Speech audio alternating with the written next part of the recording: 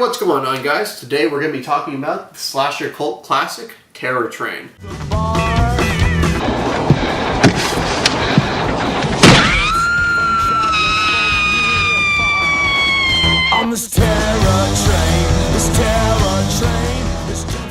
Now, this is a movie that came out in that really huge sort of wave of slasher movies that emerged after the success of Halloween and Friday the 13th.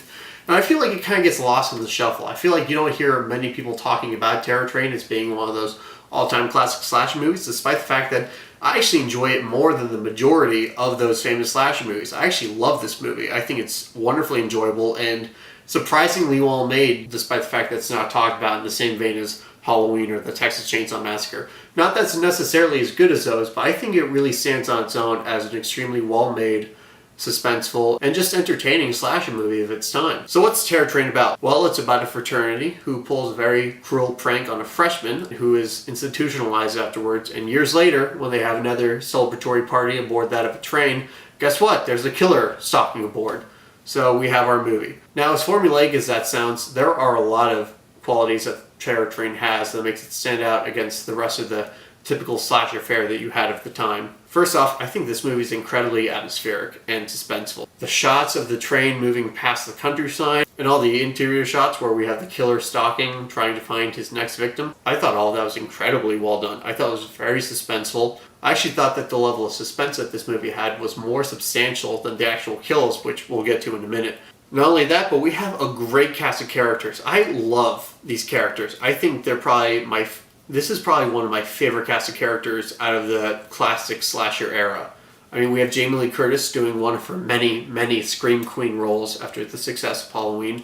And I actually think this is my favorite performance of hers. I know she's famous for playing Laurie Strode, but to me, this role here is just more likable. I think she brings more sort of natural charisma to it. I think she's very loose, she's very fun, but she knows just when to play it straight. And I just think that she brought a lot to this role that I think goes unnoticed because of her role as Laurie Strode in Halloween. Then we have David Copperfield, the real-life magician, playing, of course, a magician.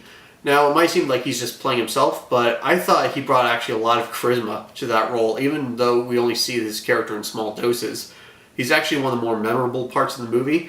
And you can just tell that this man has a great stage presence because every time you see him, it's like your eyes are glued to that character. He makes a very distinct impression very fast. Then we have the great Ben Johnson, who you might know from The Wild Bunch or Last Picture Show.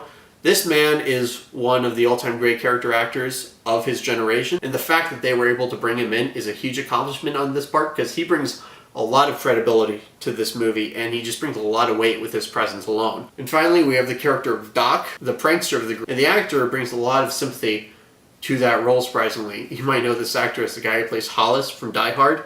So he has a whole history of playing schmucks, and this is one of the schmuckiest of them. But that being said, there is a sense of dimension to this character. I actually did feel like I was watching a real person. Now, going back to David Copperfield's role, one of my favorite things about this movie is the way it incorporates the idea of magic tricks. Now, I thought this was just going to be a throwaway element to the movie to pad out the running time, have David Copperfield come in and do some neat little tricks.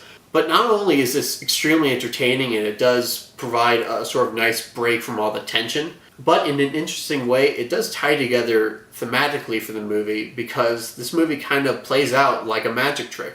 Because like the best of magic tricks, this film employs deception and misdirection in a very clever way. I don't think this movie gets enough credit for how well this film pays off. I mean, you compare it to Friday the 13th and the big payoff in that film.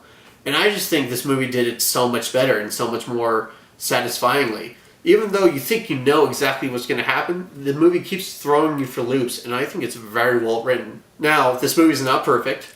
The beginning scene is a little heavy-handed. The execution is just a little hokey.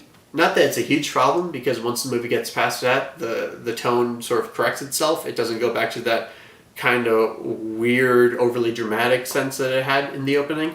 But it's kind of a weird note to start on. Also, this film can seem a little bit more slow-paced because it really is more of a murder mystery than a slasher film. So you don't get a whole lot of slashing. But that's not a huge problem for me because I did find the characters so interesting and likable. So that's more of a neutral comment than anything, but it's worth noting to anybody who's wanting to check it out, who's a huge slasher fan and wants that gore, wants all those crazy kills, because there's not really that many kills in this movie, and they're not really that great themselves. I mean, there's nothing like Kevin Bacon getting an arrow through the neck in the first Friday the 13th. It really is more about the suspense and characters than it is anything else. I love that. I think that's a great aspect about this movie. You might not, so fair warning to anybody who's thinking about checking out Terror Train. Also, this is an extremely minor complaint, a nitpick, but I just wish the killer kept that Groucho Marx costume. I mean, that was just such an interesting look, and I really grabbed onto it when I first saw it.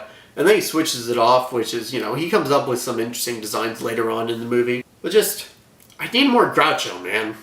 Overall, I find Terror Train to be an extremely underrated movie in the slasher canon, if not for the fact that I just think it's extremely well made and entertaining. Obviously, people are going to prefer Halloween and Friday the 13th and Nightmare on Elm Street. And not that this movie is better, exactly, but for my money, it ranks up at the top of the slasher genre.